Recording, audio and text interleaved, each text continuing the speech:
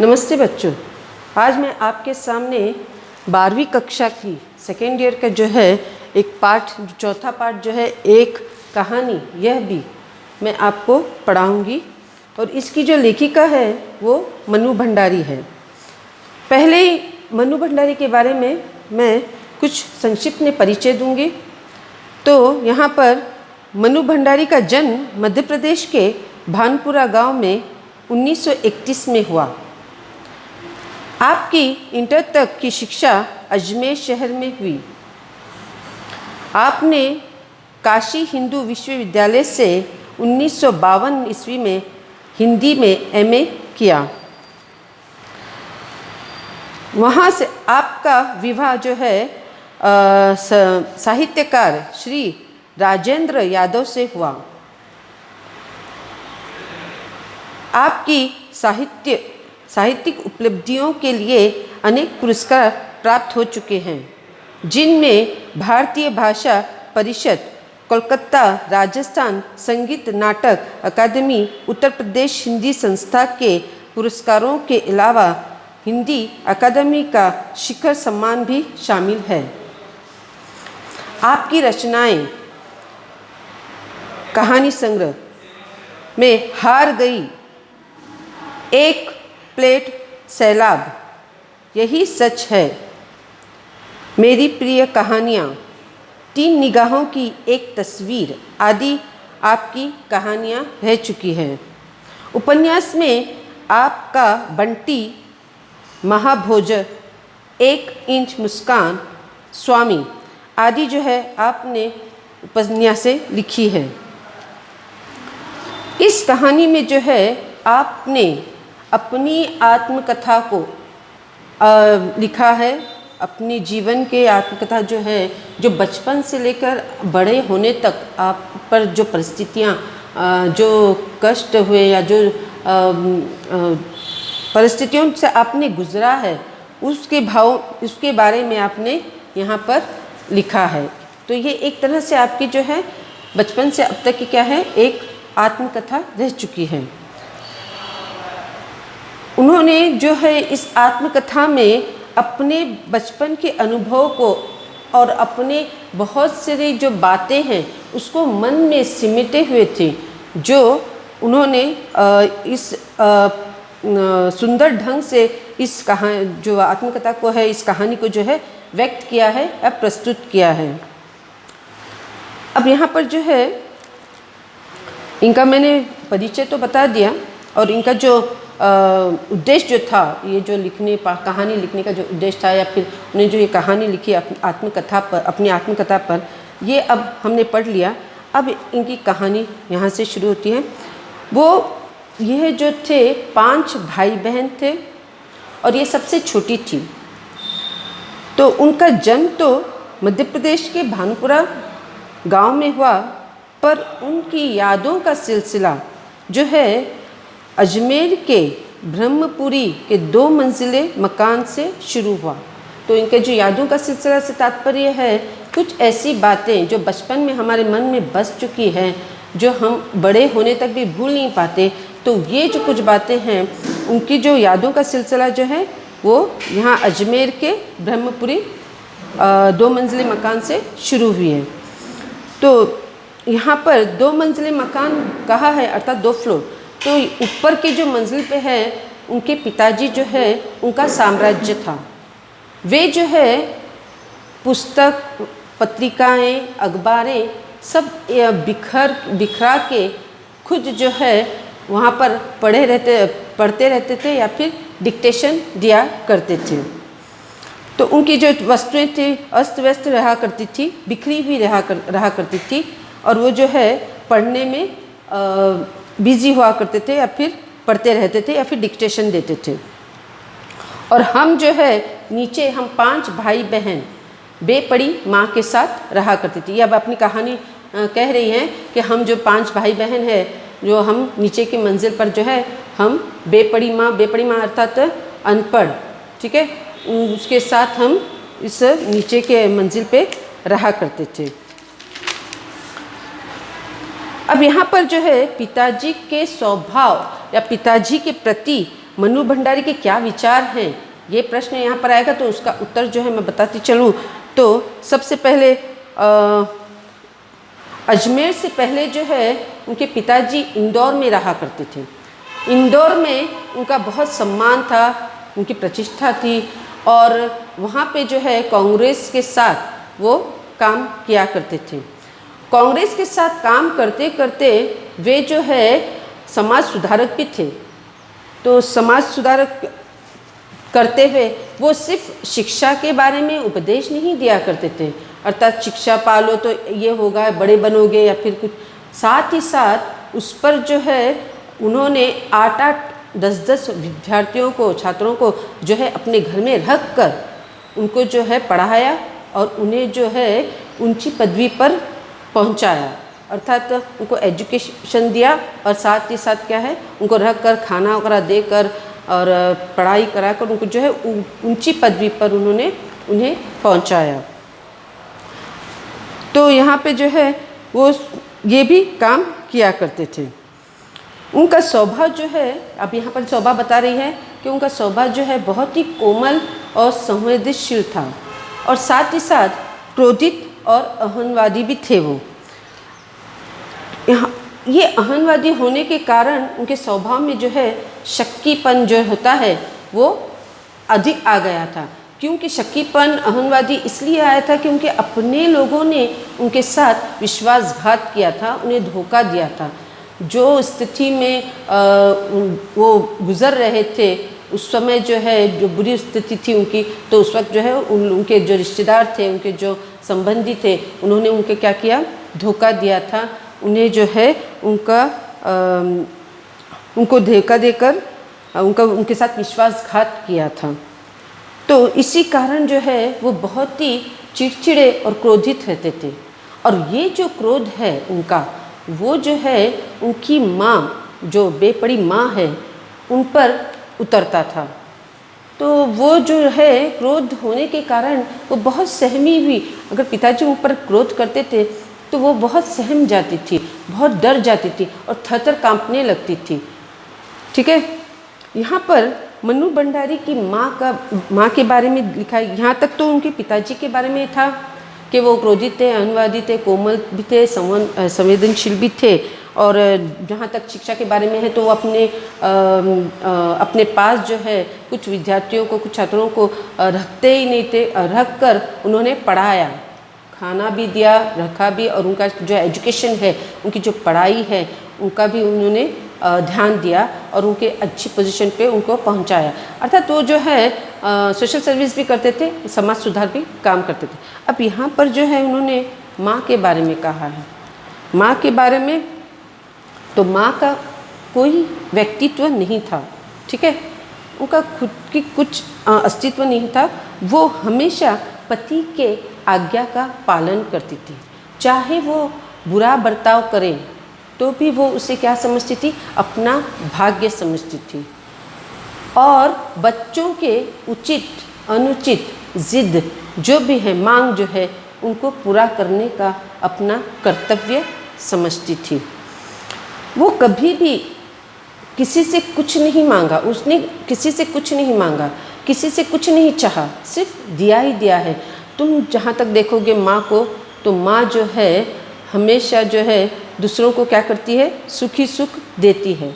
ठीक है, उनके बच्चों के चेहरे पर मुस्कान देखती है, आनंद देखती है, खुशी देखती है। अपने लिए कुछ नहीं चाहती वो, अपने लिए सिर्फ क्या है, बलिदान देना, सेक्रीफाइस करना, यही सब उसका क्या है, उद्देश्य होता है। बस मेरे लिए किसी के मन में, किसी बच्चे को मेरी वजह से कोई दुख ना हो, पति को मेरी वजह से कुछ दुख ना हो, तो ये उसका क्या रहता है, कर्तव्य रहता है। तो यहाँ पर भी जो है माँ का जो कर्तव्य था, बच्चों को उचित अनुचित इच्छाओं और जिद को पूरा करना। ठीक है, अब यहाँ पर ये जो है लिखा जाएगा, क्या प्रश्न आएगा कि मनु भंडारी की माँ का परिचय दीजिए। तो मनु भंडारी की माँ का परिचय जो है इस तरह से है कि वो हमेशा जो है अपने पति के क्रोध से डरा करती थी, कांपती थी, और उसका खुद का कुछ व्यक्तित्व नहीं था। और वो जो है हमेशा पति के आज्ञा का पालन करती थी और उनके बुरे बर्ताव को क्या है अपना भाग्य समझती थी। ठीक है, यही मेरे नसीब में है करके चुप रह जाती थी। और उसके जो वो जो है बच्चों के उचित अनुचित जो ज़िद है, जो इच्छाएं हैं और जो मांग है उसको पूरा करना अपना कर्तव्य समझती थी। वो कभी कुछ नहीं चाहती थी, कुछ नहीं मांगती थी, बस चुप रहा करती थी। तो यहाँ पर क्योंकि वो पढ़ी लिखी नहीं थी, अनपढ़ थी। ठीक है, तो और उसमें जो है धरती की तरह सहन शक्ति थी, उसमें जो है एक सहनता थी उसमें कि सब कुछ खामोशी से जो है चुप रहकर सहती थी। किसी से कुछ उसे कहना उचित नहीं लगता था। अब ये हुआ उनकी माँ के बारे में। ठीक है, अब यहाँ पर जो है लेखिका के बचपन के बारे में बताया है। तो लेखिका जो है बचपन से ही काली, मरियल और दुबली थी, अर्थात वो इतनी सुंदर नहीं थी। उसकी जो बहन थी सुशीला, जो 2 साल और 2 वर्ष जो है उससे बड़ी थी, तो वो जो है सुंदर थी, हंसमुख थी, स्वस्थ थी और उसमें बहुत से गुण भी थे, जिस कारण जो है उसके पिताजी जो है उससे थोड़ा उसका जो तिरस्कार करते थे मनु भंडारी का, और सुशीला को जो है बहुत सुशीला की प्रशंसा करते थे। हर काम में जो है वो सुशीला की प्रशंसा करते थे, क्योंकि उन्हें उनके पिताजी को जो है गोरा रंग बहुत पसंद था। ठीक है, यहाँ पे वो जो है काली थी, दुबली थी और मरियल थी, और जो है उससे और सबसे छोटी थी है, उससे 2 साल बड़ी जो है सुशीला, उसके साथ वो खेला करती थी। घर के आंगन में जो है उसने बचपन बिताया सुशीला के साथ। तो और पड़ोस की जो सहेलियां थी उनके साथ भी उन्होंने गुड्डे गुड्डियों के क्या है ब्याह रचाया। ठीक है, तो यहाँ पे इतना ही संक्षिप्त में, अगर 2 लाइन में प्रश्न पूछा जाएगा तो यहाँ पर ये इतना संक्षिप्त में लिखना है आप लोगों को। अब सुशीला जो है बचपन में बहुत से खेल खेली है अपनी बहन के साथ। मनु भंडारी जो है अपने बड़ी बहन जो है सुशीला के साथ बहुत से खेल खेला, जैसे सतोलियाँ, लंगड़ी टांग, पकड़म पकड़ाई, काली टोली आदि।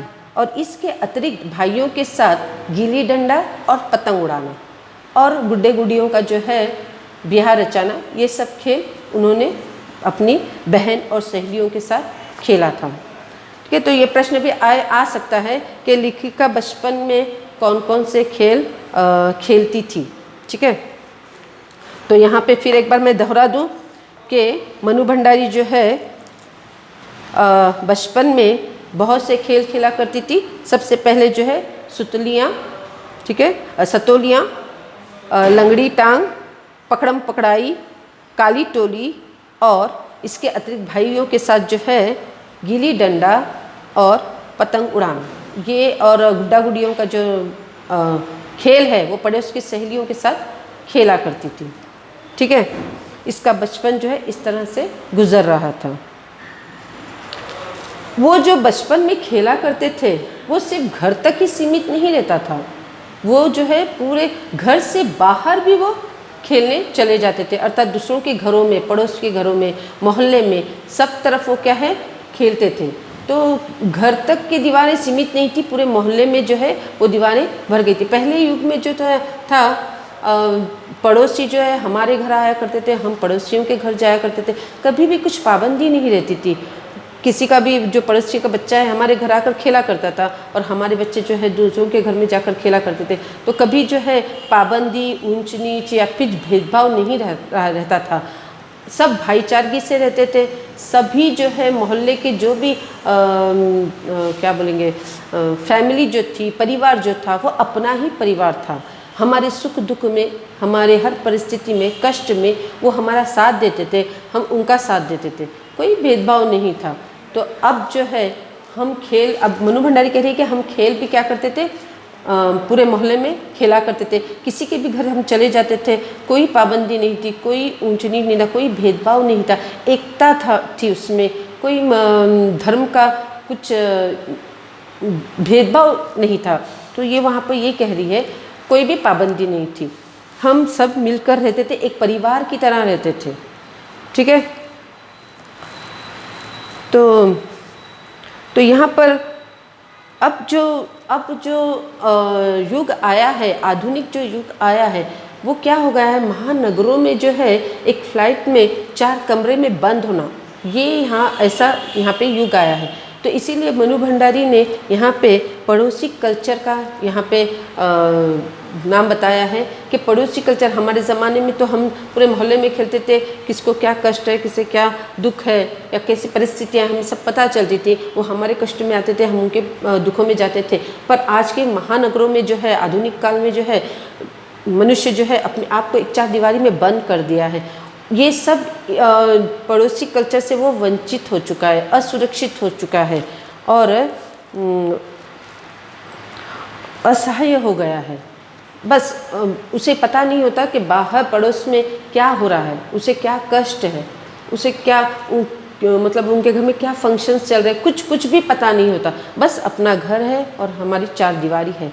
तो इन सब चीज़ों से जो है, पड़ोसी कल्चर से जो है वो वंचित हो चुका है आज का मनुष्य। उसकी जो दीवारें हैं, खेलना है तो बस ये 4 दीवारी में खेलना है, ना पड़ोसियों के घर है, ना मेल मिलाप है, ना किसी से संबंध रखना है। बस यहाँ तक वो मनुष्य रह गया है महानगरों में, यहाँ तक कि वो जो है सीमित रह गया है। अब यहाँ पर जो है पहले युग में जो है शादियाँ हुआ करती थी, वो थी एज 16 वर्ष। तो अब यहाँ पर मनु भंडारी कह रही है कि 16 वर्ष में जो है उनकी शादी होती थी और मैट्रिक अर्थात SSLC में जो है वो बस वहाँ तक ही उनकी शिक्षा होती थी, उससे अधिक जो है उन्हें पढ़ाया नहीं जाता था। जल्द से क्या कर देते थे, शादी कर देते थे। तो यहाँ पर भी जो है सुशीला की शादी जो है उससे 2 वर्ष जो बड़ी थी, जो सुंदर थी, स्वस्थ थी, हंसमुख थी, उसकी शादी जो है हो जाती है और वो क्या है, कलकत्ता चली जाती है। और 2 बड़े भाई जो है वो पढ़ाई के बारे में बाहर चले जाते हैं, अर्थात पढ़ने के लिए उन्हें जो है बाहर भेजा गया। तो अब घर में जो रह गए थे वो सिर्फ मनु भंडारी अकेले रहने के कारण जो माता पिता जो है, उनके पिताजी का जो ध्यान था ज़्यादातर मनु भंडारी पर रहने लगा। अब इसकी मैट्रिक होते ही, मनु भंडारी का मैट्रिक होते ही उसने अपने आप को जो है, दूसरी जो लड़कियां गृहिणी बन जाती है उसी तरह वो भी जो है अपने आप को रसोई में जाकर कुछ काम करना, इस तरह से वो अपने आप को बनाने, अर्थात गृहिणी बनने लगी। वो घर देखना, रसोई में जाना, माँ को मदद करना, ये सब उसने करना शुरू किया। इसीलिए वो जब रसोई में जाती थी तो पिताजी उससे जो है रसोई से दूर रहने के लिए कहते थे, क्योंकि वो कहते थे रसोई जो है एक भटियार खाना है। भटियार खाना क्यों कहते थे? क्योंकि वहाँ पे अपनी प्रतिभा, अपनी कुशलता जो है वो चूल्हे में झोंकना होता था, अपनी प्रतिभा को, अपनी कुशलता को, अपनी जो इस कारण जो है उनके पिताजी जो है उसे भटियार खाना कहते थे। तो वो कहते थे कि तुम रसोई में ज़्यादा मत जाया करो, रसोई से दूर रहा करो। ठीक है। प्रश्न आएगा कि पिताजी ने रसोई को भटियार खाना क्यों कहा है? तो उत्तर यही है कि अपनी जो प्रतिभा है, अपनी जो कुशलता है, वो अगर हम रसोई में रहते हैं तो वहाँ पे जो है उस चूल्हे में झोंक देते हैं, अर्थात हम जो है रसोई में जो है हमारी प्रतिभा को नष्ट कर देते हैं, व्यर्थ कर देते हैं। ठीक है।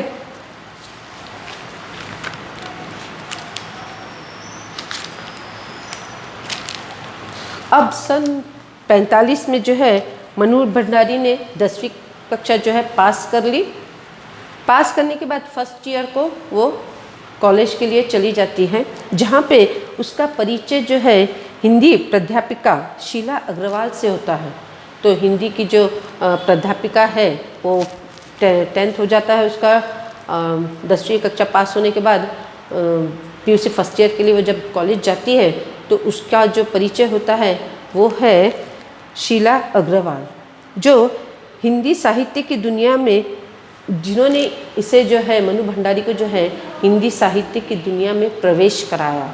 ठीक है, हिंदी साहित्य की दुनिया में कितने महान लेखक हैं, कितने महान कवि हैं, उनसे वो अवगत कराई। ठीक है, तो प्रेमचंद से लेकर उन्होंने जैनेन्द्र तक जो है उनको जो उनका परिचय कराया, अर्थात उन्होंने कितनी महान बहुत अच्छी अच्छी कहानियाँ लिखी, उपन्यास लिखे, कविताएं लिखी, ये जो है उन्होंने उसे बताया। ये मनु भंडारी जो है सिर्फ पुस्तक पढ़ने के लिए पढ़ा करती थी। पहले जब शीला अग्रवाल से वो नहीं मिली थी, उससे पहले जो है सिर्फ टाइम पास कहते हैं ना, उसके लिए वो सिर्फ पुस्तक जो है पढ़ने के लिए पढ़ा करती थी। मगर जब शीला अग्रवाल से उसका परिचय हुआ तो उन्होंने हर एक पुस्तक को चुन चुन कर उसे देना शुरू किया और उसके बारे में, हर एक पुस्तक के बारे में उन्होंने उसे बताया कि उसका इस पुस्तक में उद्देश्य क्या है, कहानीकार जो है क्या लिखना चाहते हैं, उनकी क्या भावना है, उनके मन की क्या भावना है, वो सब उसे अवगत कराने शुरू की। अब इसमें जो है यशपाल, भगवती चरण वर्मा आदि जो है उनका भी उन्होंने परिचय कराया। शीला अग्रवाल ने सिर्फ घर तक के साहित्य को नहीं रखा, उन्होंने मनु भंडारी को जो है बाहर की भी दुनिया दिखाई कि बाहर क्या परिस्थिति चल रही है, क्या दशा हो रही है लोगों की, वहाँ क्या हालात चल रहे हैं। उन्होंने ये भी उन्हें समझाया कि देश की हालत क्या हो रही है। तो साहित्य तक उन्होंने सीमित नहीं रखा उसे, बाहर निकलकर बाहर की परिस्थितियों को भी अवगत कराया। ठीक है, इसी कारण मनु भंडारी जो है आंदोलनों में जो है भाग लेना शुरू किया। तो उसके पिताजी का, मनु भंडारी के पिताजी का एक इच्छा थी कि जो भी हो बच्चे जो है नाम कमाएं, यश कमाएं। ठीक है, तो ये एक लालच कह सकते हैं, तो ये मनु भंडारी के पिताजी में था। तो यहाँ पे जो है वो शीला अग्रवाल से प्रोत्साहित हो गई थी और इसी कारण जो है उन्होंने, शीला अग्रवाल ने जब बाहर की दुनिया दिखाई तो वो जो है बाहर भी आंदोलन करना शुरू किया, भाषण देना शुरू किया। ये हिम्मत शीला अग्रवाल ने उसे दिलाया। तो इसके लिए जो है वो बहुत से आंदोलनों में भाग लेना शुरू किया। एक दिन की बात है, कॉलेज के प्रिंसिपल ने उनके पिताजी को एक पत्र लिखा। एक दिन क्या हो गया कि कॉलेज के जो प्रिंसिपल हैं, मनु भंडारी के कॉलेज के जो प्रिंसिपल हैं, उन्होंने मनु भंडारी के पिता को एक पत्र लिखा जिसमें लिखा गया था कि मनु भंडारी की गतिविधियों के कारण उसके खिलाफ अनुशासनात्मक कार्रवाई की जाएगी। अब ये जो पत्र उन्होंने पढ़ा मनु भंडारी के पिताजी ने, तो वो बहुत ही क्रोधित हो गए। इतने क्रोधित हो गए, वो कहने लगे, यह लड़की मुझे कहीं मुंह दिखाने लायक नहीं रखेगी। पता नहीं क्या क्या सुनना पड़ेगा वहाँ जाकर। 4 बच्चे पहले भी पढ़े, किसी ने ये दिन नहीं दिखाया। अब ये जो है क्रोधित में ये कह रहे हैं मनु भंडारी के पिता, तो ये जो है संदर्भ में आ सकता है या किसने किससे कहाँ से आ सकता है। तो यहाँ पे ये जो है देख लो, सुन लो, यह लड़की मुझे कहीं मुंह दिखाने लायक नहीं रखेगी। पता नहीं क्या क्या सुनना पड़ेगा वहाँ जाकर। 4 बच्चे पहले भी पढ़े, किसी ने ये दिन नहीं दिखाया। इसका तात्पर्य ये है कि इससे पहले भी 4 बच्चे उनके पढ़ चुके हैं, मगर कभी प्रिंसिपल ने उन्हें पत्र नहीं लिखा, कभी किसी ने उन पर उंगली नहीं उठाई, कि कभी किसी ने उनका जो है एक तरह से इंसल्ट नहीं की। तो ये जो है क्रोधित होकर अब कह रहे हैं। पिताजी तो क्रोधित होकर चले गए, वो तो कॉलेज चले गए, क्रोधित होकर इसे बुरा भला कहकर वो कॉलेज चले गए। पर आने के बाद क्या होगा, ये डर से मनु भंडारी माँ को कहती है अब क्रोधित होकर आएंगे तो पता है क्या होने वाला है। तो इसीलिए मनु भंडारी जो है अपनी माँ से कहती है कि मैं मेरे मित्र के घर चली जाती हूँ। इतना कहकर वो चली गई। जब पिताजी का क्रोध कम हो जाए, उनका गुस्सा कम हो जाए, तब मुझे बुला लेना, इतना कहती है और वो मित्र के घर चले जाती है। मगर जब पिताजी घर आते हैं, घर आने के बाद उनका चेहरा जो है आनंद से खिल उठा रहता है, वो खुश रहते हैं। तो वो पूछते हैं कि मनु भंडारी कहाँ है। तो उसकी मित्र माँ जो है उनके मित्र के घर जाकर, मनु भंडारी के मित्र के घर जाकर उसे बुला लाती है। मनु भंडारी को कहती है कि चल अब तेरे पिताजी तो क्रोधित नहीं हैं, वो अच्छे हैं, आराम है, तू आ जा करके बोल के उसे बुला लेती है। तो वो एकदम आश्चर्य हो जाती है, तो ये क्या हो गया। तो वो घर आती है, तब पिताजी जो है मनु भंडारी की प्रशंसा करने लगते हैं, जिससे वो बहुत ही आश्चर्यजनक होने लगती है कि कहाँ ये क्रोधित होकर चले गए थे, कहाँ ये क्रोध में चले गए थे और अब कहाँ ये उसकी प्रशंसा कर रहे हैं। वो एकदम आश्चर्य आंखें फाड़े उन्हें देखने लगती है।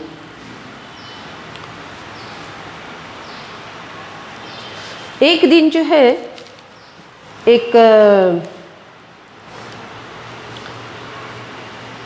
एक दिन जो आज़ादी हिंद फौज के मुकदमे का सभी विद्यार्थी जो है, आज़ाद हिंद फौज के लिए सभी विद्यार्थी जो है चौराहे पर जमा हुए थे।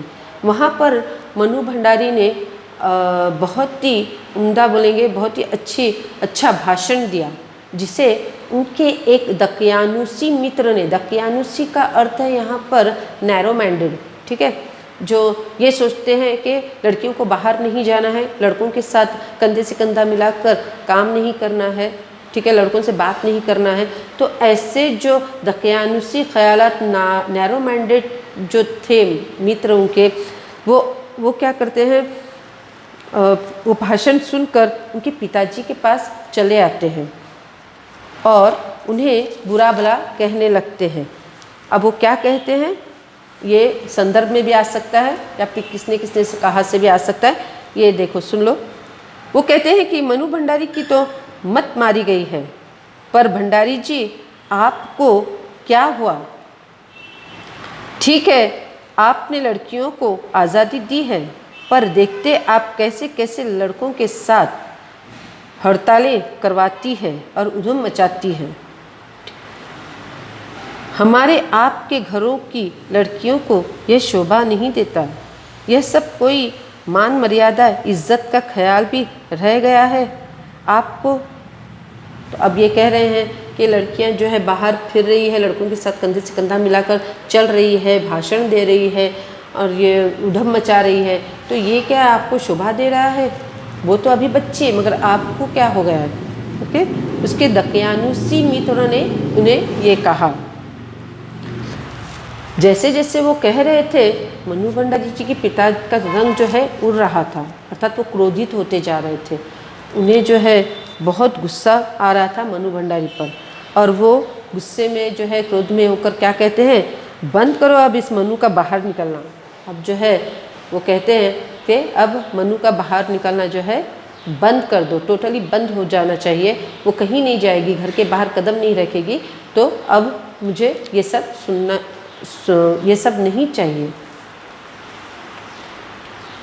मैं एक बात कहती हूँ, अगर हमारे माता पिता हमारा साथ देते हैं, अर्थात बच्चों का माता पिता साथ देते हैं, तो किसी की भी हिम्मत नहीं होती कि वो बच्चों पर उंगली उठाएं या उसकी इंसल्ट करें या उसका अपमान करें। अगर हम माता पिता किसी काम के लिए उसे प्रोत्साहित करेंगे, उसका साथ देंगे, उसे जो वो करना चाह रहा है या करना चाह रही है उसको प्रोत्साहित करेंगे, तो वो जो है दूसरों को भी हिम्मत, जो पड़ोस के हो या फिर सगे संबंधी हो, किसी को भी हिम्मत नहीं होगी कि किसी अपने बच्चे को वो उंगली उठाएं या बुरा भला कहें। तो यहाँ पर मनु भंडारी भी यही कहती है कि पिताजी ने कभी मेरा साथ नहीं दिया, बच्चों मेरा साथ उन्होंने हमेशा मुझे तिरस्कार किया, मेरा अनादर किया। तो यहाँ पर दक्यानुषी मित्र ने जो ये कहकर चले गए थे, तो पिताजी ने भी क्या किया, उनका घर से निकलना बंद कर दिया था। क्रोध में आकर ये कह रहे थे कि उनका घर से निकलना बंद करना चाहिए। यहाँ पर ऐसी ही बात जब वो भाषण दी तो ये तो दक्यानुषी मित्र ने सुना, पर वहाँ पे और एक मित्र थे पिताजी के, जो बहुत ही प्रतिष्ठित और सम्मान वाले थे, डॉक्टर अंबालाल जी। ये नाम याद रखें, डॉक्टर अंबालाल जी। उन्होंने भी जो बेहद अतरंग और अभिन्न मित्र थे, किसके, पिताजी के, तो उन्होंने भी वो भाषण सुना। अब यहाँ पर दो विचार यहाँ पर दिखाई देते हैं, मनु भंडारी ने बताए हैं दो विचार। एक जो है दक्यानुषी अर्थात नैरो माइंडेड, जो कहते हैं कि बाहर लड़कियों को नहीं निकलना चाहिए, लड़कों के साथ कंधे से कंधा मिलाकर नहीं चलना चाहिए, उनसे बात नहीं करनी चाहिए, उनके साथ जो है कोई कार्य नहीं करना चाहिए। तो एक तरफ जो है ये मित्र जो बहुत ही प्रतिष्ठित है और सम्मान वाले हैं, तो डॉक्टर अंबालाल जी। अब इनके विचार क्या है देखें हम। उन्होंने मनु भंडारी को देखकर कहा, I am very proud of you. अब ये जो है उनकी प्रशंसा कर रहे हैं, मनु भंडारी की प्रशंसा कर रहे हैं और कहते हैं कि I am very proud of you, क्योंकि उन्होंने इतना अच्छा भाषण दिया था चौराहे पर। जो है उन्होंने इतना अच्छा भाषण दिया था जिससे वो अपने कदम रोक नहीं पाए, और ख़ास जो है मनु भंडारी को मिलने के लिए वो उनके घर आए, मनु को मिलने के लिए उनके घर आए, जिससे उनके पिताजी आश्चर्य होने लगे। और जैसे जैसे वो और कहने लगे कि आप, अब वो उनके पिताजी को कह रहे हैं, मनु भंडारी को, कि आप क्या घर में घुसे बैठे हैं, बाहर निकलो, देखो कितना कुछ तुम्हारी बेटी ने इतना अच्छा भाषण दिया है। तो इस तरह से वो जो है एक तरह से कह रहे हैं कि आप क्या घर में घुसे रहते हो, ठीक है, यू हैव मिस्ड समथिंग, तुमने कुछ मिस कर दिया। अर्थात उनका भाषण जो है, मनु भंडारी का जो भाषण उसने दिया था, वो तुमने क्या किया, मिस कर दिया। आपकी बच्ची ने, अब वो जो है उसकी प्रशंसा कर रहे हैं और कहते हैं आपकी बच्ची ने इतना अच्छा भाषण दिया कि मैंने अपने आप को नहीं रोक पाया, मैं अपने आप को नहीं रोक पाया और उससे मिलने के लिए आपके घर चला आया। ये सुनते ही पिताजी के चेहरा जो है संतुष्ट होने लगा, अर्थात उन्हें आनंद मिलने लगा और वो अभिमान में बदलने लगा। उनका चेहरा जो है अभिमान में बदलने लगा। जैसे जैसे वो उसकी प्रशंसा कर रहे थे मनु भंडारी की, तो वैसे वैसे जो है उनका चेहरा जो है अभिमान में बदलने लगा और वो उसे बधाई देने लगे। जो डॉक्टर अंबालाल जी जो है वो मनु भंडारी को जो है बधाई देने लगे। इस तरह से जो है